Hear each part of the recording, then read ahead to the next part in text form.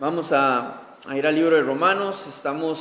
Ya hemos terminado el capítulo 1 del libro de Romanos, pero vamos a orar para iniciar con el mensaje. Señor, te damos toda la gloria y toda la honra a ti. Te damos gracias por la oportunidad que nos das de poder estudiar tu palabra, meditar en ella, Señor, y buscar tu voluntad para nuestras vidas. Ponemos en tus manos este tiempo. Glorifícate, Señor, y llénanos con la llenura de tu Espíritu Santo. Aviva tu presencia, de tu Espíritu en nuestros corazones, por favor. Ayúdanos para que nuestra mente, Señor, nuestro corazón estén enfocados en lo que tú tienes para nosotros en esta mañana.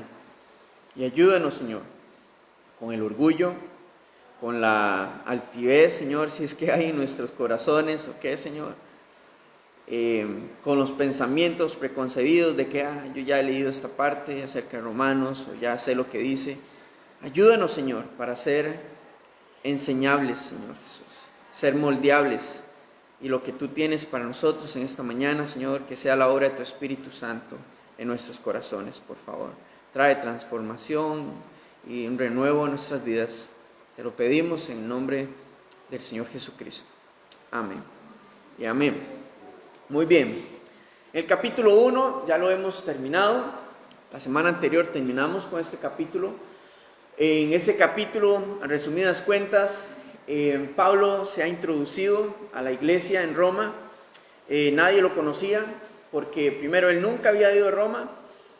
También ninguno de los apóstoles había ido a Roma. Esta iglesia inicia como producto del día de Pentecostés, donde muchos judíos que vivían en estas regiones estaban el día de Pentecostés celebrando las fiestas en Jerusalén en aquel momento cuando el Espíritu descendió. Y luego de esto comenzó a crecer la iglesia hasta el momento en donde empezó la persecución a la iglesia, a los cristianos. Y muchos de ellos decidieron regresar a sus ciudades, y así es como inician la iglesia en Roma y en otras secciones, en otras áreas dentro del Imperio Romano para ese tiempo. Así que Pablo hace una presentación de quién es él, un siervo del Señor Jesucristo. Les habla acerca de qué es lo que él cree, cuál es el fundamento del Evangelio, que es Jesucristo, que biológicamente descendía del rey David, pero que divinamente su origen era el reino de los cielos, ¿verdad? La eternidad con Dios.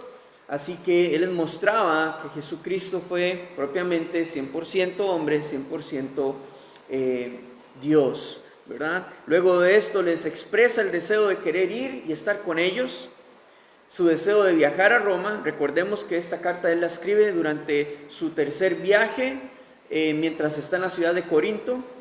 Así que iban a pasar algunos años para que se lograra concretar esa petición y ese deseo que tenía Pablo. Pero el punto principal del capítulo 1 está en los versículos 16 y 17, en donde se enfoca a hablar acerca de la justicia de Dios y acerca del poder del Evangelio, el cual, esos dos versículos son el fundamento sobre el cual él va a desarrollar el resto de la carta. Y va a iniciar primeramente hablándoles acerca de la degradación de la raza humana, hablándoles de que por causa de su dureza de corazón, de su insistencia, de su resistencia a la verdad de Dios, la ira de Dios se enciende en contra del pecado de los hombres, quienes habiéndolo conocido por medio de la creación, habiendo Dios manifestado su divinidad y su poder a través de la creación, y algunos se preguntaban, pero ¿cómo Dios ha podido manifestar su poder y divinidad a través de la creación? Bueno, vaya y vea cómo funciona el cuerpo humano, cómo se desarrolla un bebé en el vientre de una madre, cómo funciona el universo tan perfectamente ubicado, por ejemplo, la Tierra a una distancia tan exacta del Sol. ¿Cómo es que la Tierra por sí sola funciona sin que el hombre tenga que manipularla para que pueda realizar sus movimientos de traslación? ¿Cómo es que cómo es que los insectos, los animales, la naturaleza vive por sí sola y tiene un ciclo de vida. Entonces Dios manifestó su poder y divinidad a través de esto, mostrándoselo a los hombres. Pero los hombres decidieron tomar la gloria de Dios, la verdad de Dios acerca de el origen y la creación, para dirigírselo y dárselo, atribuírselo a los animales, a la naturaleza, a la madre tierra, a las energías, razonamientos, mitologías, e incluso a los hombres, a sus imágenes, a estatuas, a piedras, cosas corruptibles. Entonces la ira de Dios se enciende contra la raza humana por esta razón. La ira de Dios no fue un capricho de Él, es una respuesta en contra de todo aquello que está atentando a su santidad, a quien es Él. Y se enciende principalmente no contra el hombre, sino contra el pecado que habita en el hombre. Y que el hombre por su propia voluntad ha querido abrazarlo, porque ha querido resistir la verdad de Dios. Y esto lo vemos, digamos, reflejado en la idolatría. Pero seguido a eso, Pablo luego comienza a entrar en la parte moral de la raza humana, en su degradación.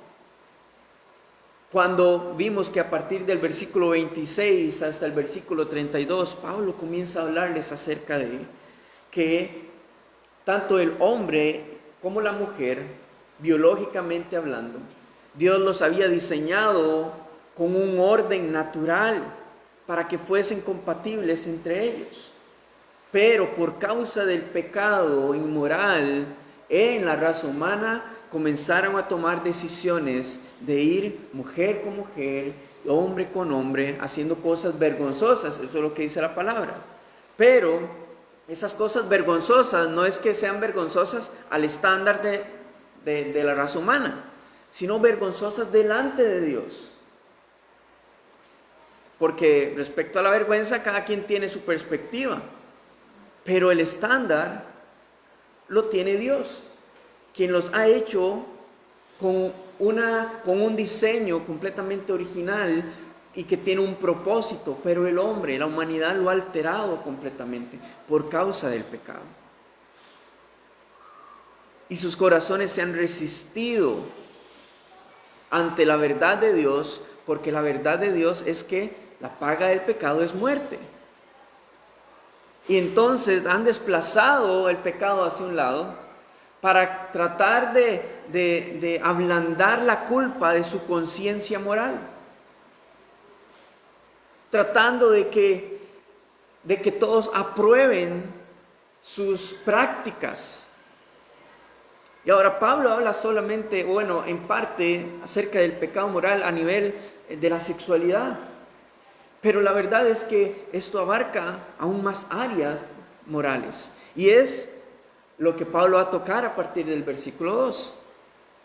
Porque en capítulo 1, básicamente, en resumen, el propósito de este capítulo es hacerle ver a toda la raza humana cuán culpable es y cuán merecedora es de la ira de Dios.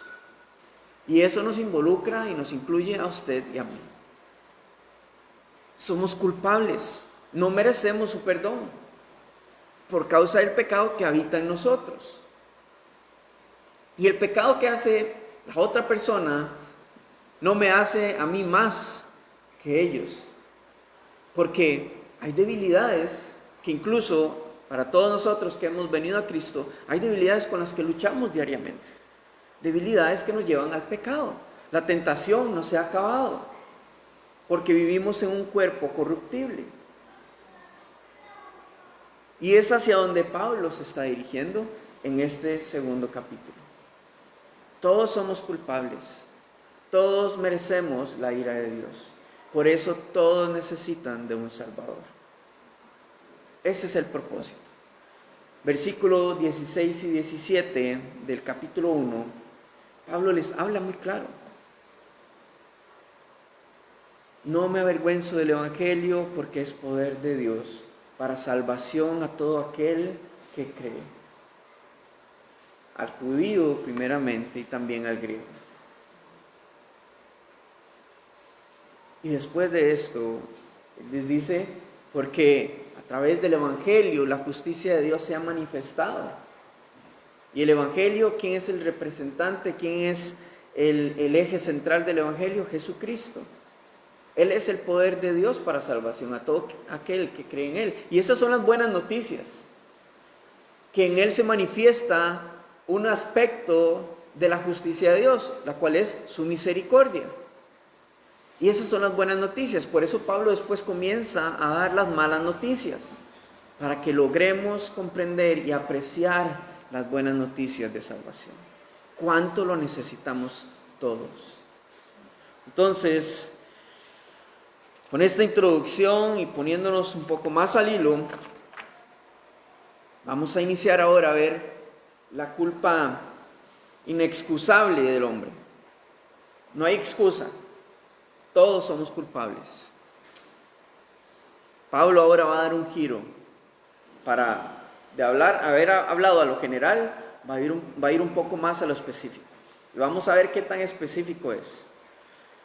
Versículo 1 en capítulo 2 dice: por lo cual eres inexcusable, oh hombre, quien quiera que seas tú que juzgas, pues en lo que juzgas a otro te condenas a ti mismo, porque tú que juzgas haces lo mismo.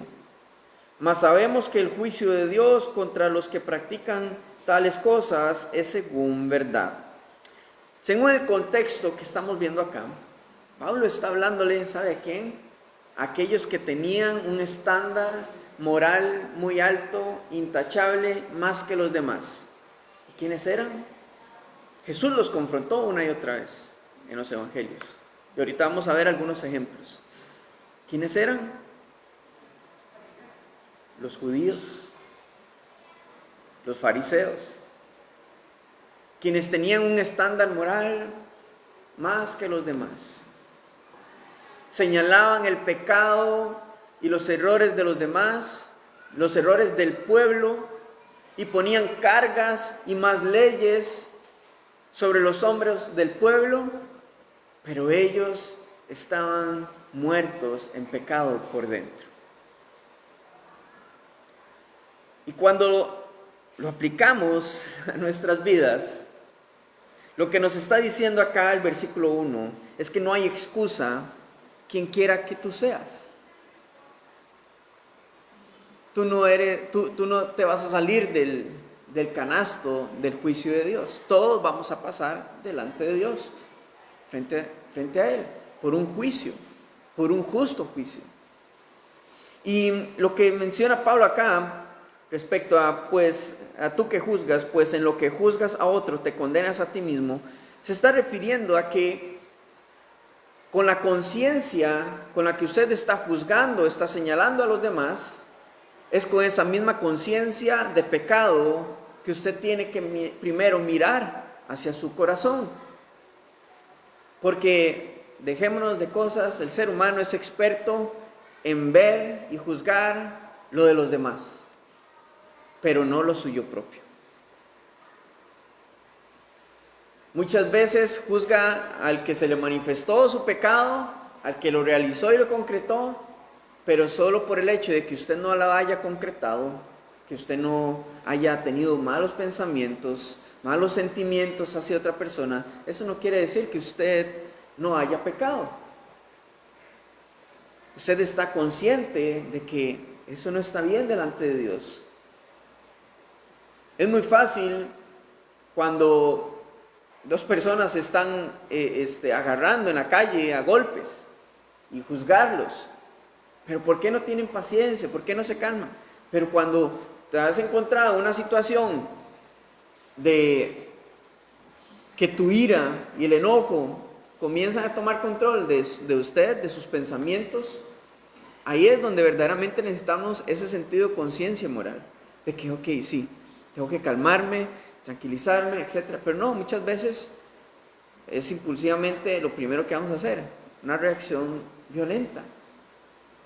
Y así con muchos otros ejemplos respecto al pecado.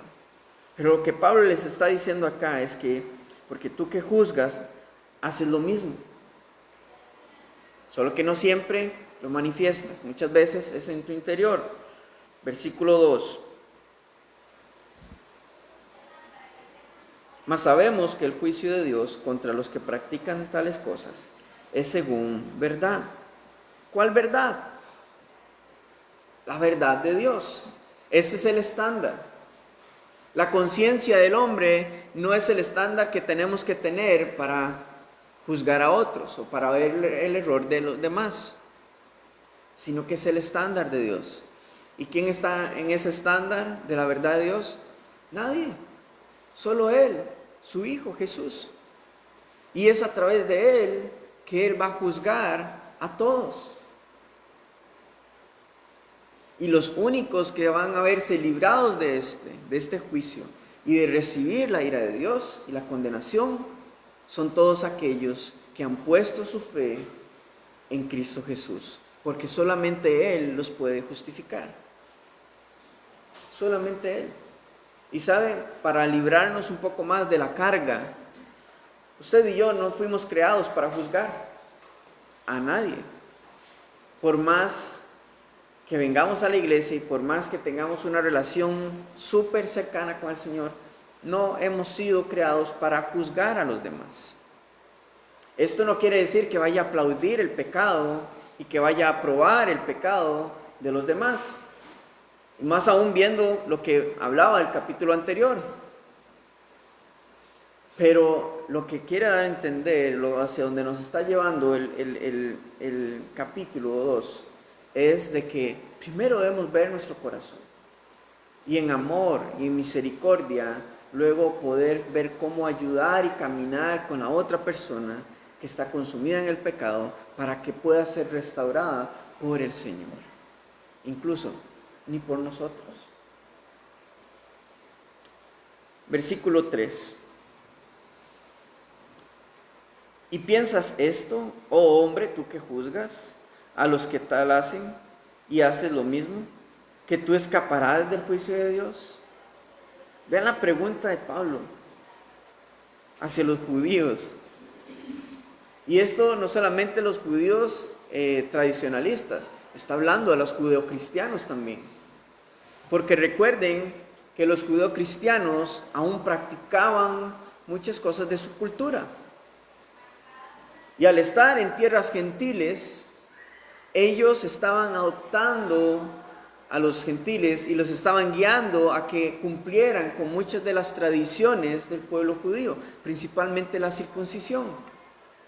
Esto porque ellos aún no habían sido enseñados en la palabra de Dios. Pero saben, el nuevo pacto lo cambió todo. Y esto ellos no lo estaban comprendiendo. Y por eso Pablo los está confrontando, los está exhortando. Para que puedan entender de que ya no es por obras, que ya no es bajo la ley. Porque ellos aún adoptaban la ley de Moisés para poner un estándar moral en los hombres. Y aún más con los gentiles. Para ellos era inconcebible de que los gentiles pudiesen tener y hallar misericordia y pudiesen ser salvos o pudiesen alcanzar salvación del Mesías judío, sin haber pasado por todas las tradiciones y rituales de purificación, el cumplimiento de la ley, la circuncisión, y entonces ahora sí puedes venir al cristianismo. Y esto era algo que estaba separando a la iglesia en aquel momento.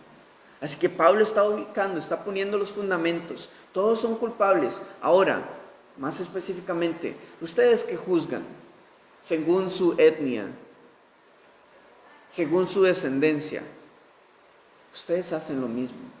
El Señor no tiene favoritos. El juicio los alcanza a todos. Y entonces es esta pregunta. ¿Y piensas, oh hombre, tú que juzgas a los que tal hacen y haces lo mismo, que tú escaparás del juicio de Dios? Continúa diciendo, versículo 4, ¿o menospreciáis las riquezas de su benignidad, paciencia y longanimidad, ignorando que es su benignidad que te guía al arrepentimiento? No es la conciencia del hombre la que lo lleva a arrepentirse, para nada. Más bien, lo lleva a resistirse.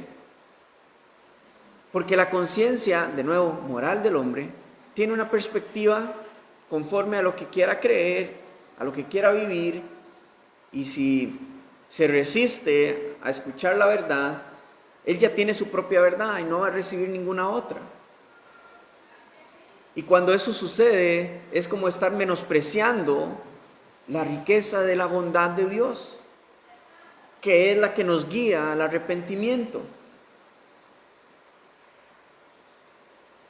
Para los judíos y judeocristianos, el cumplimiento de las obras de la ley era un requisito, tanto para el judaísmo como para el cristianismo en este momento. Pero Pablo les está haciendo entender de que su postura era religiosa y legalista. Vamos a Mateo capítulo 7, veamos cómo el Señor abarcó este tema mientras estaba en Jerusalén, en su ministerio. Mateo capítulo 7, en versículo 1.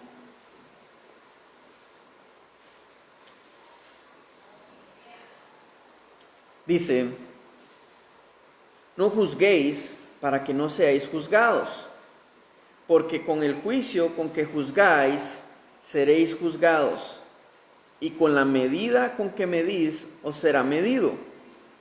¿Y por qué mirás la paja que está en el ojo de tu hermano y no echas de ver la viga que está en tu propio ojo? ¿O cómo dirás a tu hermano, déjame sacar la paja de tu ojo, y he aquí la viga en tu propio ojo? Hipócrita, saca primero la viga de tu propio ojo, y entonces verás bien para sacar la paja del ojo de tu hermano. ¿Ven? ¿Es más claro el ejemplo de lo que Pablo está queriendo decirles a los judíos en Romanos? Son las mismas palabras del Señor. Es que se aplique esto en la vida de ellos. Con la misma medida quiere decir que es con el mismo grado de conciencia que usted tiene de que lo que usted está pensando y haciendo está mal, que con el mismo grado de conciencia con el que usted va a juzgar a la otra persona que está haciendo mal. Por eso el Señor los exhorta: primero saque la basura que le inquieta a usted en su ojo para poder ver con claridad, para que así entonces pueda ver mejor, su corazón haya sido restaurado, haya sido sanado, para poder entonces venir delante de otra persona y poder ayudarle a ver su error. Eso es lo que Él quiere dar a entender con esto. Y no a juzgar, y no a pisotear, sino con amor y compasión poder ayudar a la otra persona, escucharla y guiarla hacia la verdad de la palabra de Dios, de que solamente el Señor puede restaurar. Ese es el sentido. Otro ejemplo, Lucas capítulo 18.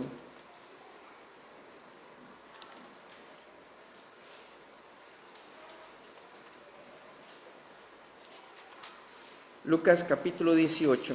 Y este es aún más exacto, es más directo. El Señor hablándole a los judíos.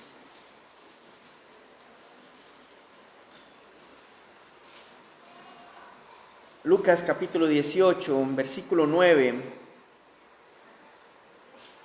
Dice: a unos que confiaban en sí mismos como justos y menospreciaban a los otros, dijo también esta parábola.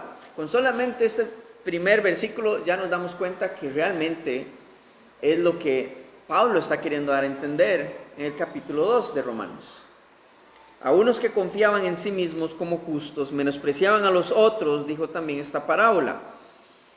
2 hombres subieron al templo a orar, uno era fariseo y el otro publicano.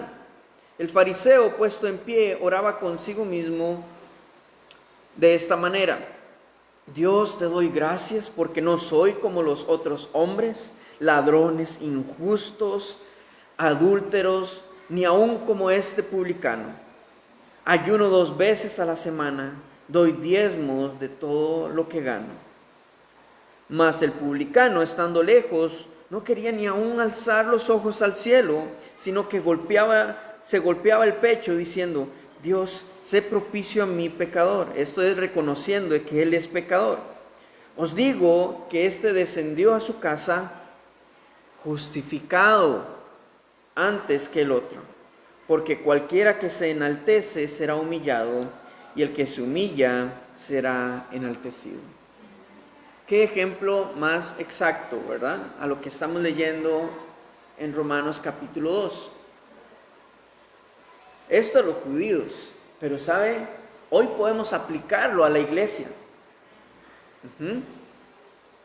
Porque el legalismo de la iglesia es lo que ha manchado verdaderamente lo que significa el no juzgar a otros.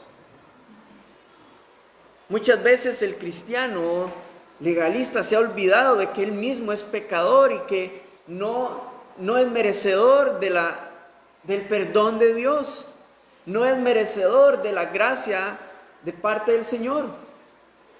Y esto mancha el testimonio de la iglesia y desdibuja completamente la imagen de un Dios de amor, de compasión, de misericordia, que ha tenido tanta paciencia con cada uno de nosotros y que ha sido su bondad la que nos ha guiado a arrepentirnos. Y muchas veces lo olvidamos y nos sentimos tal vez como este fariseo. Gracias a Dios yo no estoy como esta otra gente, consumida en la droga, en el pecado, en tantas cosas. Pero esa no es la visión, eso no es lo que debe pasar. Debemos de vivir continuamente como este publicano, reconociendo delante de Dios que somos pecadores, delante de Dios. Y que solamente es por su gracia, por su misericordia, es por su bondad que hoy podemos alcanzar la salvación. Y cuando usted toma esa posición, va a ser más claro poder ver la viga de otro o la astilla del otro. Y poder ayudarle, y poder guiarle, y poder expresarle palabras de amor, de misericordia y compasión. Extenderle paciencia. Porque resulta que hay personas que les cuesta tiempo poder establecerse, poder ser fortalecidos en su caminar de fe. Hay personas que les cuesta entregar verdaderamente su vida al Señor.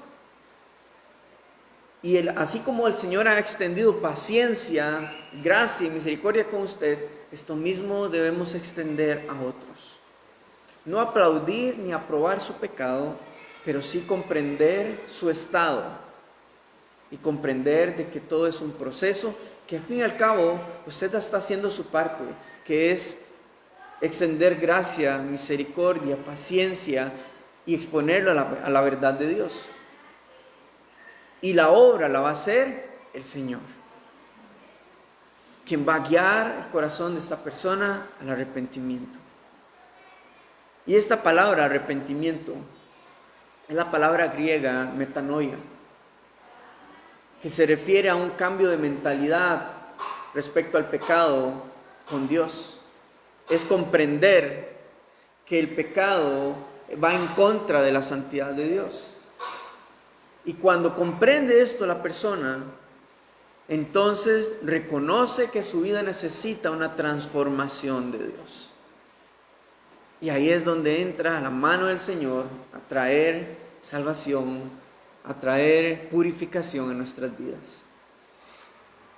Regresando ahora, capítulo 2 de Romanos. Muchos actúan en esa confianza de ese fariseo, confiando en sí mismos, confiando en su religión, confiando en la tradición, confiando de que yo ya soy salvo y todo bien, pero su concepto y su conciencia moral está errada, está perdida, porque eso lo que lleva es a endurecer el corazón, a confiar en sí mismos. Y aquí Pablo lo sigue, es lo que va a continuar diciendo. Versículo 5. Pero tú, por tu dureza y por tu corazón no arrepentido, atesoras para ti mismo ira para el día de la ira y de la revelación del justo juicio de Dios, el cual pagará a cada uno conforme a sus obras. Vean las palabras de Pablo para los judíos. Ustedes que están confiando en sí mismos, de que juzgan a otros respecto a sus acciones y decisiones, pero ignoran que ustedes mismos son pecadores, están menospreciando que es la bondad de Dios que es quien los guía al arrepentimiento, pero ustedes están tan enfocados, tan ensimismados de que es su verdad, la verdad absoluta, que no pueden ver con claridad de que es la obra de Dios. Y al resistirse, lo que está provocando esto es que su corazón se endurezca. Y lo que quiere decir esta palabra, endurezca, es que el corazón de la persona se vuelve tan insistente y tan resistente a su propia verdad, que cualquiera que venga a hablarle la verdad de Dios, o que venga a hablarle acerca de otra cosa, que ataque o que venga en contra de lo que él cree, lo va a rechazar y va a discutir con él y se va a resistir a ello. Al igual que en los evangelios vemos cómo los fariseos y los escribas resistían a Jesús, porque sus corazones estaban endurecidos. Y Jesús se los dijo muchas veces: ustedes son duros de corazón, duros de servicio, son necios, son insistentes, son tercos, que es la traducción literal de esta palabra dureza, tercos de corazón, porque no quieren entender, aunque la verdad está enfrente de ellos, lo rechazaron, se resistieron y lo hicieron a un lado. Y Pablo les está recordando esto, que la dureza de su corazón los va a llevar a cosechar ira para el día de la ira. No ira en esta tierra, porque tal vez usted dirá, pero yo conozco personas que no tienen a Cristo en su corazón y por más que el Señor ha querido alcanzarlos, viven con un rotundo éxito financiero, tienen trabajo, su familia, viven bien, etc. Porque esto no está hablando de esta tierra. La ira de Dios se va a manifestar el día del justo juicio de Dios, el cual sucederá en la segunda venida del Señor Jesucristo. Ahí será, como dicen los evangelios, el lloro y el crujir de dientes. Así que no nos engañemos. Así que sepa que hay personas que están viviendo en engaño por la dureza de su corazón. Y cuando hay dureza de su corazón, no va a haber arrepentimiento. No va a haber arrepentimiento. Ahora, el darnos cuenta de esto, primero es para darnos cuenta de que revisemos nuestro corazón, cómo estamos procesando nuestra posición delante de Dios, pero también después ve hacia el frente, hacia las otras personas, dése cuenta que debe de tener misericordia y gracia por aquellos que aún no le conocen. Por más que usted esté en crisis y los demás no, entienda que el Señor tiene control de todas las cosas y que lo que nos pide es que extendamos gracia y misericordia, no juicio y condenación a otros, porque de nuevo, usted no condena ni usted enjuicia. Su parte es reflejar el amor de Cristo.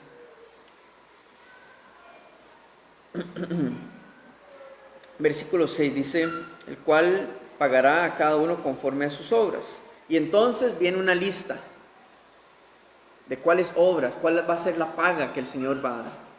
Ahora, cuando los judíos escuchan que Dios pagará según las obras de cada uno, los judíos hasta probablemente aplaudían y saltaban, porque ¿cuál era su prioridad de vida? las obras, ser justificados a través de las obras, pero las obras de los hombres son insuficientes.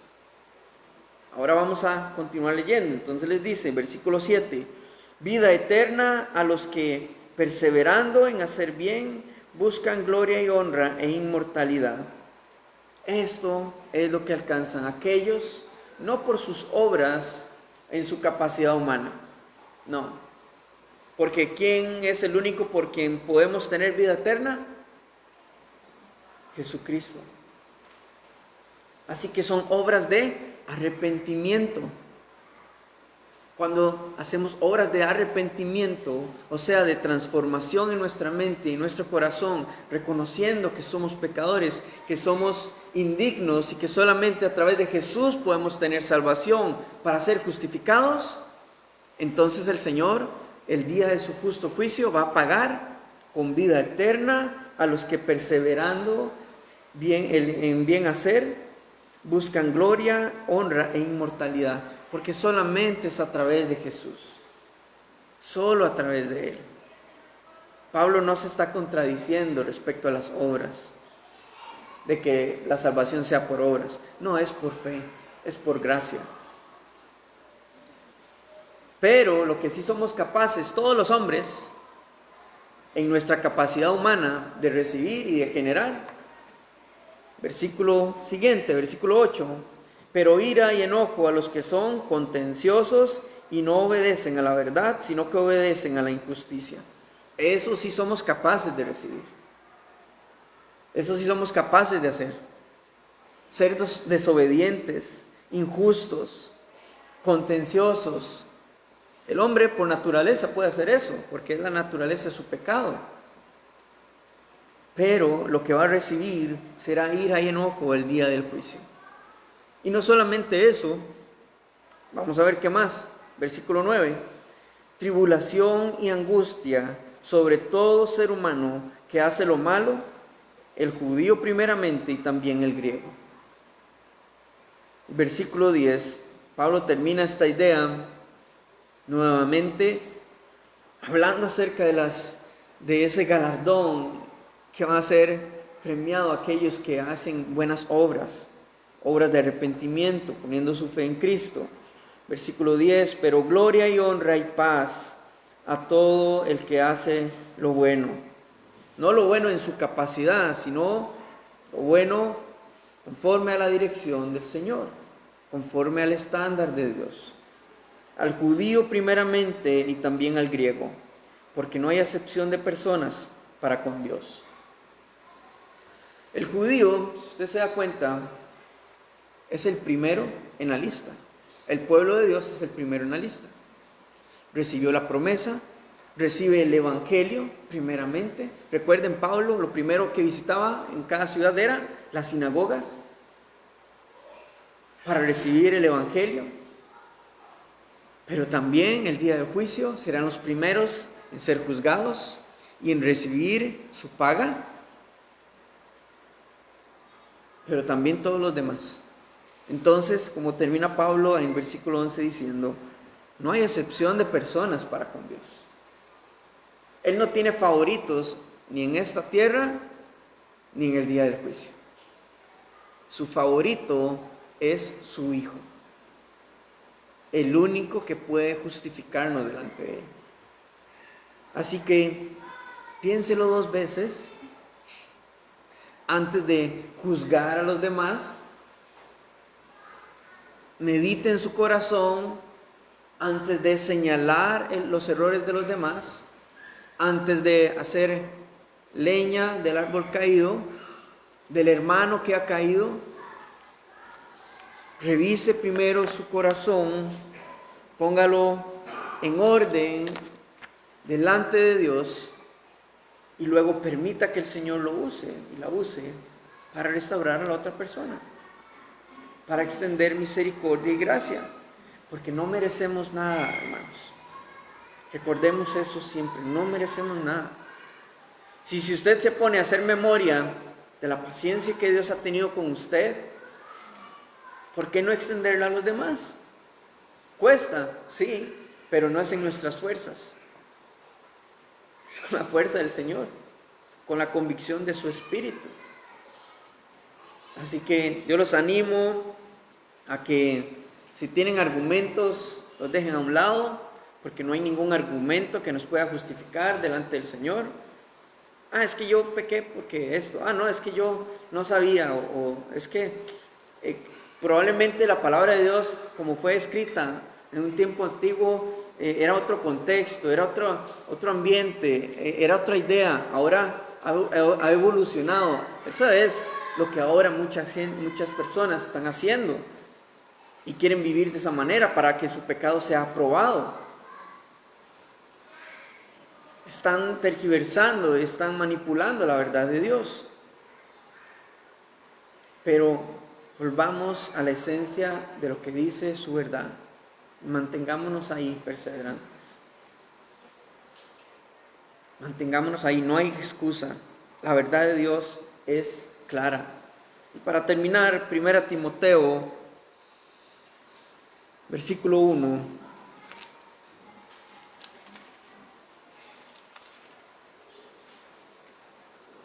Capítulo 1. 1 Timoteo, capítulo 1.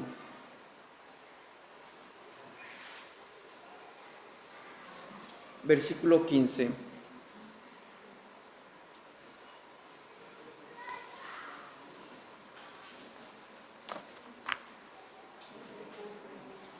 Dice 1 Timoteo 1:15, Pablo hablándole a su discípulo: palabra fiel y digna de ser recibida por todos, que Cristo Jesús vino al mundo para salvar a los pecadores, de los cuales yo soy el primero.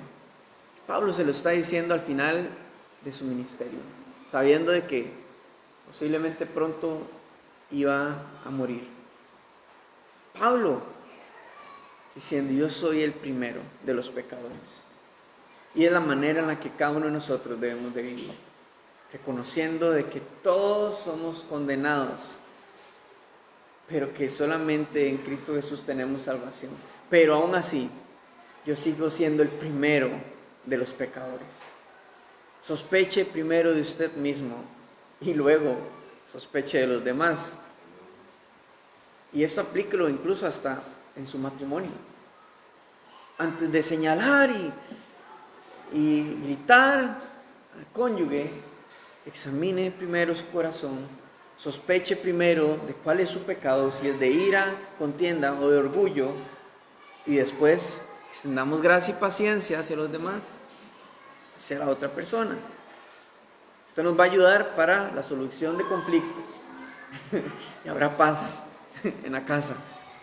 Así que, hermanos, permitamos que recibir la corrección de Dios en todo momento, y que nos guíe en su gracia y en su verdad, para extender a otros amor y paciencia, que el Señor pagará a cada quien sus obras. Hagamos obras de arrepentimiento, que su Espíritu Santo sea el que dé fruto en nuestra vida. Amén. Padre, gracias te damos en esta mañana por tu palabra. Gracias por tu bondad, tu misericordia. Señor, no merecemos nada de ti, pero tú nos los das todo por gracia. Tu salvación, tu bendición, la vida, la esperanza, por gracia. Y gracias por la paciencia que has tenido con cada uno de nosotros, Señor. Gracias por esa paciencia. Perdónanos por la manera en la que hemos manchado tu nombre y a tu iglesia, cuando hemos errado en juzgar y en pisotear a las demás personas por sus pecados, antes de venir nosotros y recibirte a ti para que tú nos limpies y nos capacites y nos llenes con tu gracia y verdad para ir a otros a predicar el amor de tu verdad y de tu evangelio, Señor. Guíanos, por favor. Glorifícate, Señor. Purifícanos y haznos aptos, Señor, para servirte en toda área de nuestra vida. Te damos toda la honra y la gloria a ti, Señor. En nombre de Jesús oramos. Amén y amén.